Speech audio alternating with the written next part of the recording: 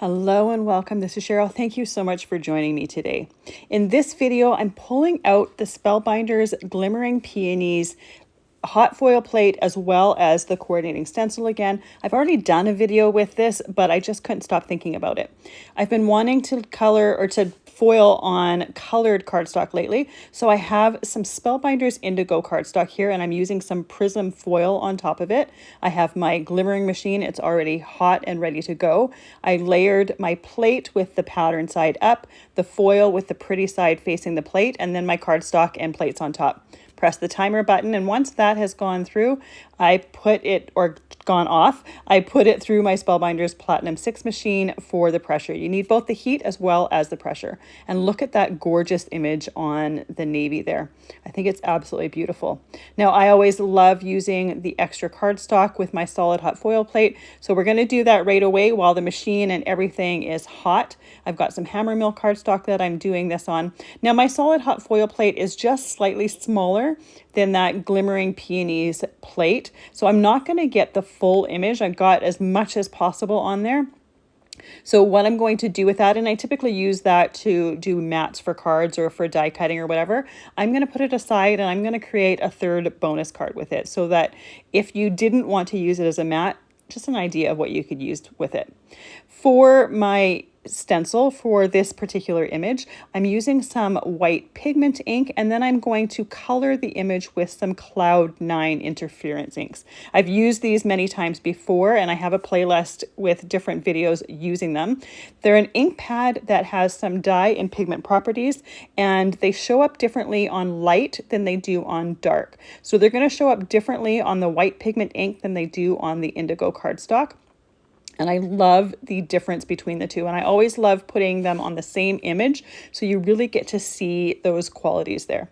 The first thing I'm going to do though is I'm going to use the stencil set, and I'm going to do just the white pigment ink. I'm doing it at the top of each one of the flowers or buds and at the top of each of the leaves. I want some of that indigo cardstock to come through, and I want some to be that white pigment ink.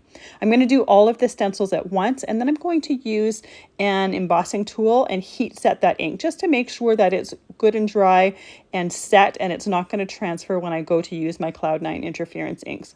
I have an ink blending tool that I have just specifically for this white pigment ink pad. You don't want to use a blending tool that's been with pigment ink on a dye ink pad. So you want to make sure that you have a separate blending tool for this. For each of the stencils, once I have them positioned, I do tape them in place just to make sure that it's not going to shift on me while I'm doing that ink blending. And you can see how quickly it is to do each one of these layers with the ink blending. There are 5 different stencils in this set, and each one of them has a number etched in the lower left-hand corner. You can go according to the order of the stencils, but you don't necessarily have to. Each one does a different area from the image, so if you do it a little bit out of order, it's not a big deal. Look how gorgeous this image looks just with that white pigment ink. I think just alone with this white pigment ink, it would make a stunning card. Even just a very simple sympathy card. Because of its simplicity, I think it would be perfect for that. Just add a little sentiment to it. It's not too flashy or anything, but it's just got some beautiful elegance to it. This ink pad is from Hero Arts, and it's just a unicorn white. I'll have it listed and linked down in the description box below, as well as the rest of the supplies that I'm going to be using for creating the different cards today. Now, I'm using the Glimmering Peonies for creating the cards today. You could do these same techniques with the Glimmering Buttercups, which were from the same release, or really any foiling and stencil set. So I have my white completely done, so I'm just using my embossing tool and just going over that, making sure that that white ink is completely heat set. It dries fairly quickly, so it might already be set, but I don't want to chance that there's an area that might not be. So after heat setting, I did take my stencils and I washed them all. I want to make sure that all of that white pigment ink is off of them before starting the next step. I don't want to introduce that white ink, especially after we've done the heat setting and everything. So it comes off really, really easy. I didn't have to use any cleaner or anything. I just ran it under warm water and it came right off. The first Cloud 9 interference ink pad that I'm using here is called Tropical Paradise. And if you look at the cover to the pad, you can see that there is some pink and some purpley color. That pink is what shows up on the white or the light area. The purpley color is what shows up on the dark cardstock. So same with the green, you can see that there is a green that shows up on light, and then there is a blue that shows up on dark. Now, I like to call these my magic ink pads because I absolutely love how they do this. It's not that they're magic in themselves. I just love that they show up differently and you can get some really cool and unique looks. And I don't know of any other ink pad that does this. I have an ink blending tool that I have set aside for each one of these pads, and I have them labeled and just use it with that pad on its own. Now, if you only had a few ink pad or a few ink blending brushes, you could rinse them off and clean them between projects and use them with different pads. Just make sure that they're nice and clean. What I was pointing out there is these inks kind of pool up on the foil. So sometimes between the different stencils, I'll take a paper towel and I will just blot off some of the excess. Once I'm done the complete image, I'm going to take that paper towel and I'm going to make sure that there's no ink pooled on any of that foil, just to make sure that it doesn't smear to other areas of the card. If it's on that foil, it's not going to dry. So by wiping it off, I'm just ensuring that it's not going to be transferred. These inks also wash off of the stencil really, really easily, just with some warm water. You don't need any cleaner or anything. So they're very easy cleanup. They also wash off your crafting surface as easily as well. And you can see how beautiful those colors are, and they show up on top of that indigo cardstock as well as that white pigment ink. For the last stencil, I wanted to do something a little bit different. So I grabbed a different Cloud9 interference ink pad. It's called Regal Gray, and it shows up gray on the white ink, and then it shows up purple on the dark cardstock. I thought it would be a little bit interesting, a little bit more different than just having the Tropical Paradise and the Summer Garden. And I don't think I actually said the green and blue one there is called Summer Garden. So this last stencil here has a lot of small areas, just tiny little leaves, and I just figured it would be a third introduction of a color, but not too bright or take away from the rest of the image. I'm using a smaller ink blending tool for this because those areas are a lot smaller. So it's taking me a little bit longer to do the ink blending on this one just because of the smaller tool, but it wasn't necessary to have one that was bigger for this particular part. So these inks don't need to be heat set at all. They will dry very easily and quickly on their own. The only thing, like I said before, is I want to take that paper towel and I want to blot off any excess ink that might be pulled up on that foiling. And when I do that, I'll take that paper towel and I'll just blot it on there, and then I'll just rub it a little bit just to make sure that it does get rubbed off. I try to blot off the excess though before doing that rubbing because I don't want to smear it onto other areas of the cardstock. Now you can also get re-inkers for these ink pads, and I have them for some of them. I don't have them for every single one that I have yet. So what I'm going to do to add some interest to the background is I'm taking one of the re-inkers, and it's the Summer Garden one that I have, which is the blue and the green. I'm shaking it up really, really well, putting a little bit on my crafting surface, and then taking my splatter brush from Tim Holtz, and I'm putting some splatters over the whole thing. This is just going to give some specks in the background, and it's going to show up a little bit more blue than green because of the dark background, but I really love the way it looked. Now, when I first started doing it, I couldn't see them, so I thought it wasn't actually splattering anything, but they did start to appear as they dried, and they look really, really cool. Once those were dried, I took some sterling foundry wax and I did the same thing with that. Now, sterling foundry wax, it's quite a bit thicker than ink re-inkers, but I'm going to do the same thing. I'm putting the foundry wax on there, dipping my splatter brush in there, and I'm splattering it. Now, if you want it a little bit thinner, you can mist it with some isopropyl alcohol. That will thin it. You can also use that isopropyl alcohol to clean it. Now, it's a wax or a liquid that the leafing properties come out when you use an embossing tool on them. So when you just use this splatter brush and splatter it on the background, you need to do another step. You need to take that embossing tool and put it on there, and the leafing properties of the foundry wax are just going to come to the surface, and it's going to have a beautiful shine to it. So you don't want to skip that step. It looks rather dull and matte before you put that embossing tool to it, but the beautiful shine and the foiling really comes up when you use that embossing tool. And it's got a gorgeous shine to it.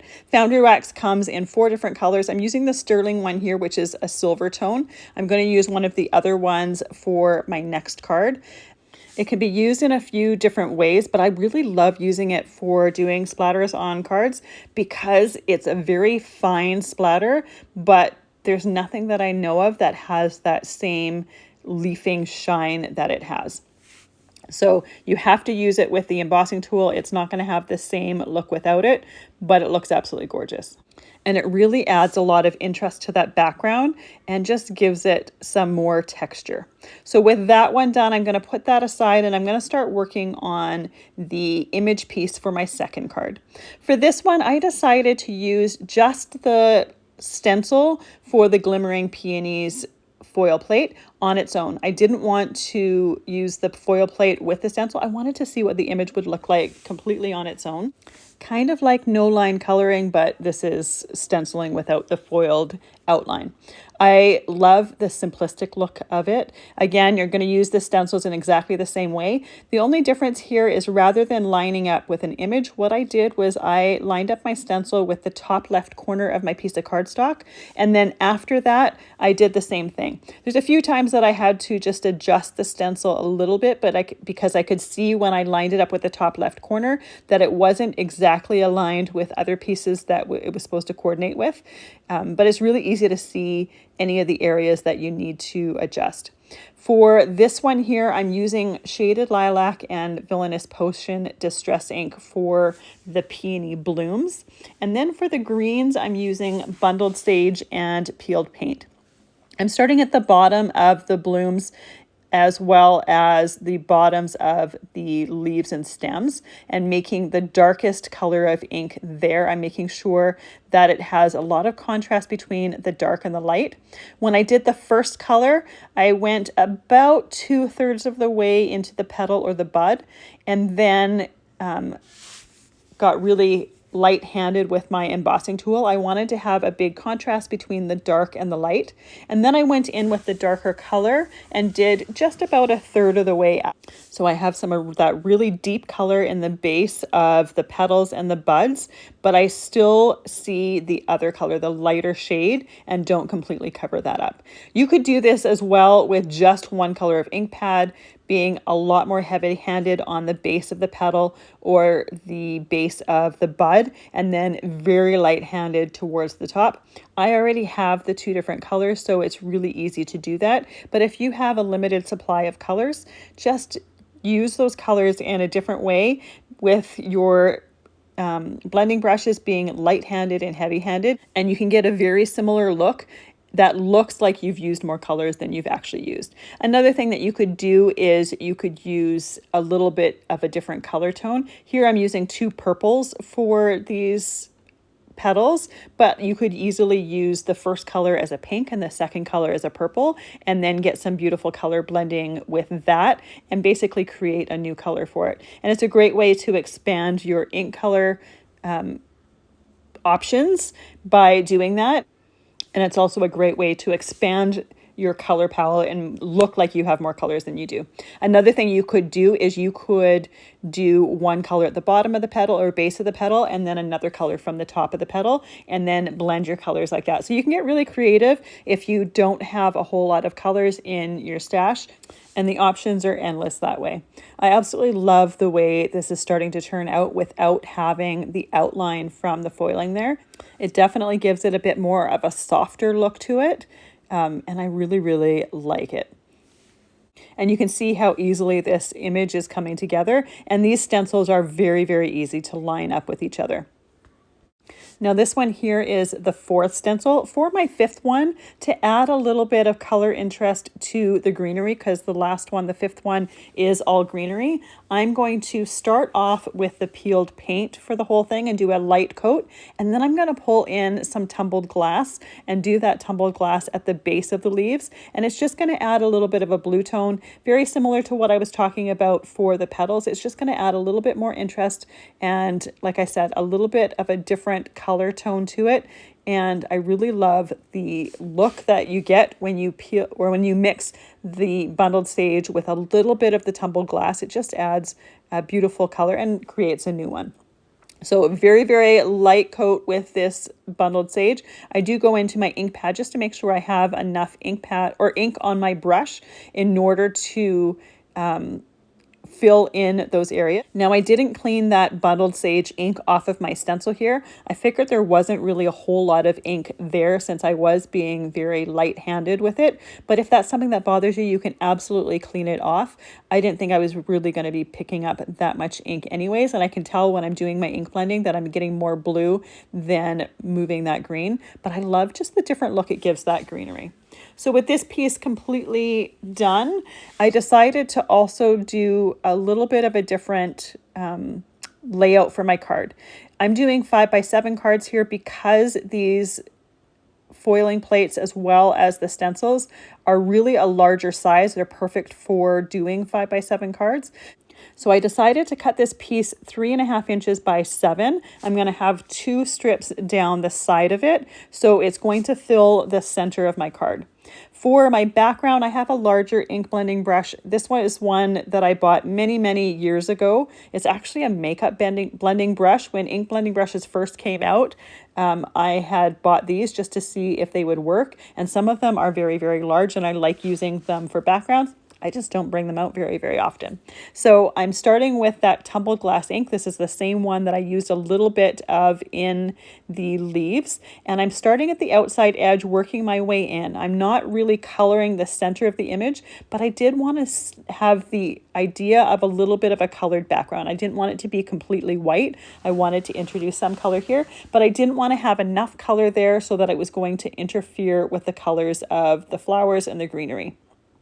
So I'm starting with the tumbled glass, and then I'm going to take some chipped sapphire and just do a little bit of ink blending just around the outer edges to frame it.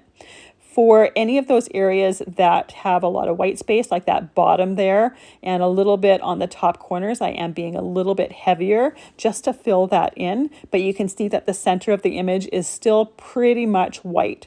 So now I have that chipped sapphire, and I'm just being very careful just to go around the outside edges. I just want to add a bit of a frame and a shadow. I don't want to make it completely dark. And by going a little bit slower, I have a little bit more control over how much ink I am applying and can judge exactly how much ink is on my brush and whether I need to add a little bit more or whether I should be a little bit lighter handed with it. Once again, I'm not going towards the center. This is just around the outer edges, just to add a little bit of shading and dimension and to really frame it a little bit more. I'm using the same brush that I used with that tumbled glass. Because the chipped sapphire is darker, it's not going to do anything. It's not going to hurt anything by using that same brush. And I absolutely love how that deepens that blue and really frames it and kind of gives it a little bit of a spotlight look. So with that ink blending and the image done, I'm going to pull out my foundry wax. This one is Statue, and it's got a little bit of a gold tone to it, but it also has a little bit of silver properties. So it's not a really yellow gold. There's another foundry wax that has more of a yellow gold to it. I like this one because it's not a yellow gold. So I use that same splatter brush, splattering it over the whole surface and then using my heat tool. You can see that I got a lot of that foundry wax on my mat. I hadn't intended to squeeze out quite that much, but in the end, I use it up by putting my finger in it and creating a frame around the outside edges. I want to just tie in some of that color. You can't be very precise with it, so I'm not getting a completely even line around all of the edges. Because it's a liquid medium and I'm using it on my fingers, there's going to be some areas that are a little bit thicker and some that are a little bit thinner, but I actually kind of like it about it. It's not a medium that you can get a ton of precision with. It's good for mixed media, and I've used it with that. But for this, it's going to tie in those splatters that I have on the inside with the kind of molten gold look framing the outside of it. And it just has a little bit more of a whimsy feel because of the imperfection of it, but I love how it totally frames it and ties that in. Now for cleaning it up, I can just spray it with some isopropyl alcohol, and I can use my paper towel to lift it up. This isn't something, because that bottle is so fine, you can't put it back in there. And it also starts to dry really, really quick. So that stuff that was left on my mat was already to the point that I couldn't really use it anymore because it had already started drying up. It's something that you need to use really quite quickly. So now with that piece done, I just set that aside. And then I'm taking this piece here that I use my solid hot foil plate, and I'm just trimming it down. I end up trimming it down to a little bit less than 4 inches by a little bit less than 5 1/4 inches. It's probably about 3 7/8 inches by 5 1/8 inch. I didn't want to take too much of that background off. What I'm going to do is I'm going to create a small A2 card with it and use this as the focal point or the image piece. In order to enhance that image, I'm going to use the Villainous Potion Distress ink that I used in the second card, and I'm just going to ink blend over the entire thing. The ink is not going to sit on top of the foil. I will wipe away any that is left once I'm completely done, but it is going to ink up the image piece. I started off with the shaded lilac, and then I decided that it wasn't quite dark enough. There wasn't quite enough contrast between the foil and the ink. So then I swapped it out and just grabbed the Villainous Potion. Because of the dark color with that prism foil, it just brought it out a little bit more, and you saw more of that image. That foil itself is fairly flashy because it has the holographic properties to it, so it coordinates with many different colors, so you could use whatever color you wanted for this. I chose the Villainous Potion because it was going to coordinate well with the second card as well, and I knew it was going to have a lot of contrast to it and was going to tie in with that foil beautifully. So after everything is completely colored, you can just take that piece of paper towel and rub off any excess ink that is on top of that foil. I did the entire thing with Villainous Potion. If you wanted, what you could do is take that second ink blending brush with green and put that over the greenery, but I didn't necessarily think it was needed. I thought it would look fine with purple throughout the whole thing. Now I wanted to frame this piece with some purple cardstock. I didn't have a big enough piece in order to do that entire background. So here is a good way to do it if you happen to just have scraps, or you don't necessarily want to waste an entire piece of cardstock just to see a few stripes down the side. You can take the length that you need and then put some, or trim it down the center, put some glue on it, and you can create kind of a faux mat. So it looks like this entire back has purple on it, but it's only on those two sides. No one is ever going to really know, but it gives you the look of it being matted with that purple. And you use up a whole lot less cardstock. So you can choose to do this whether you have the cardstock or not, or just don't want to necessarily waste a whole bunch of cardstock that's going to be completely hidden. So I had some gold cardstock here. I just took the Thanks die from the Yana's Layered Script Sentiments, and I die cut that out of gold. There is a shadow piece to these sentiments as well as the sentiment on their own. I die cut the shadow, but when I laid it on there, I thought it would look a lot more interesting by just having the script on its own. And it's going to tie in really well with that foundry wax that is around the edges as well as splattered on there. And for something a little bit different as well, I put it a little bit off of that panel. Not necessarily if that's not your cup of tea, but I just thought it would look a little bit more interesting. So for my ink blended and foiled piece here, I trimmed this down to 4.5 by 6.5 inches. I have a 5 by 7 card base that I'm going to put it on. Now, one thing that I like to do when I use these interference ink pads is I typically will grab a black piece of cardstock and use that ink on there in order to create a coordinating mat. I tried to do something a little bit different here, and I used a white piece of cardstock instead. And then I also wanted to use this ink pad on some cardstock in order to die cut the sentiment for the front. So I did this with the Tropical Paradise pad. When it came time to it and I had die cut the sentiment, I didn't like the color with it. Even though this same pad is used on the pigment ink on top of that cardstock, it changed the color, and you can see how it just doesn't really coordinate with it. So I ended up off screen trimming a piece of black cardstock to 4 3/4 by 6 3/4 and using that same pad on there. And then, because I wanted a little bit of contrast between the indigo cardstock and the ink blended one, I chose a silver Sharpie to just do an edge, and it's kind of a faux mat there. I didn't have any silver cardstock that was big enough to use to create a mat, but you could do that if you had it. The other option is using that metallic Sharpie in order to create a faux mat, and it's going to create a break between that indigo cardstock and that ink blended one, just enough so it's going to frame the piece with the image on it, but you still get the interference properties from the mat behind it. So with that done, I glued everything in place. I'm just using some Barely Art glue. I have it in a fine tip bottle, so I can use that same glue for both gluing down the larger pieces as well as gluing down the sentiments. Now, because I didn't like that first sentiment I die cut, I ended up using a sentiment that I had foiled in a previous card making session, and it's just done with that same prism foil, and it was die cut with the coordinating die from that set. So I glued that down on there and then set that aside to dry. The last card here, I have some purple cardstock that's going to work great as a mat.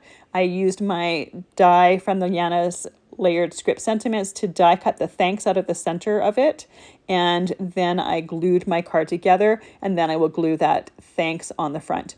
For this one, I am using the shadow that I created for the other card because I want the break with the white from on top of that prism foil. I thought if I put this purple thanks on top of there, it was just going to basically blend in with the lines from that image. So by having it on the shadow, it's going to pop it out a little bit more and make it a little bit more visible. When I'm gluing these sentiments on, often I'll use my reverse tweezers so that I can hold them and put the glue on there without getting glue all over my fingers and getting as much glue on that sentiment as possible. So with that on the shadow, I can put glue on the back of that sentiment and just add it to the front of the card. Now, this is just a simple idea for using those solid hot foiled images. If you didn't want to use them as a mat or didn't want to die cut them, they are a great way just to create kind of a bonus card. I absolutely love this one here with that interference ink on top of that indigo cardstock. I love the look of it, and I also love the look of this image stenciled without having the foiled image on it. Thank you so much for joining me today. I really appreciate you being here. I hope you have a fantastic day.